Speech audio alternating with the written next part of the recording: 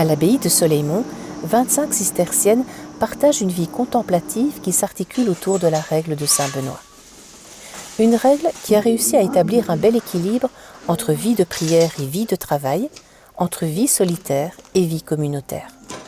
Une règle qui a traversé les siècles et qui va encore rythmer les journées des religieuses aujourd'hui. Sœur Marie-Pascale, dans votre vie de religieuse, vous avez un temps de travail, mais vous avez aussi un temps de contemplation. Qu'est-ce que ça signifie pour vous, la contemplation? Oh là là, on pourrait commencer par là, parce que d'abord, c'est notre relation avec Dieu qui est importante, et le travail, c'est secondaire. C'est l'incarnation de ce qu'on a vécu avec Dieu. Donc nous avons notre office qui nous permet déjà une relation avec Dieu. Donc 7 fois par jour, on se retrouve à l'église. Il y a le partage de la parole que l'on entend. Et puis il y a le silence pour qu'elle descende de la tête, des oreilles jusqu'au cœur. Et puis voir comment dans la vie de tout à l'heure, on va l'incarner aussi. C'est important ce face-à-face avec Dieu? C'est très important. Qu'est-ce que ça vous apporte? On reçoit la vie de Dieu. Il a un projet sur nous. Il a un projet sur l'humanité. Comment je réalise ça dans le quotidien? Est-ce que ce silence et cette prière transforment votre vie intérieure? Ah, je ne le vois pas, mais certainement, au fil des jours, ça c'est l'œuvre de Dieu en chacun. Elle est invisible, mais on la sent. Hein? C'est évident.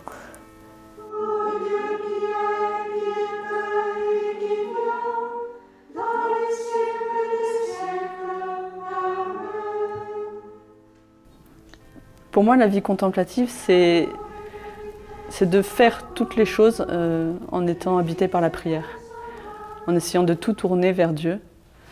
C'est pas seulement aller à l'église, méditer sur la Bible. C'est de réussir à faire entrer Dieu dans chaque moment de sa journée. Et on peut être contemplatif dans le monde aussi.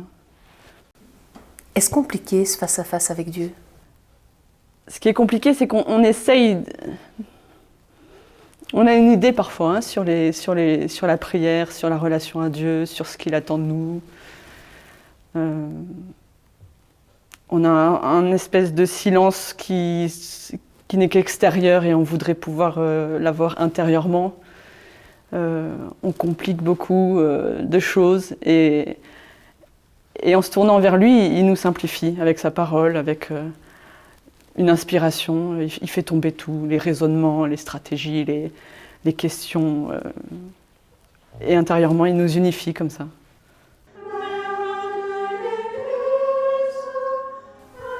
Et quels sont les plus grands défis que vous rencontrez dans votre vie spirituelle?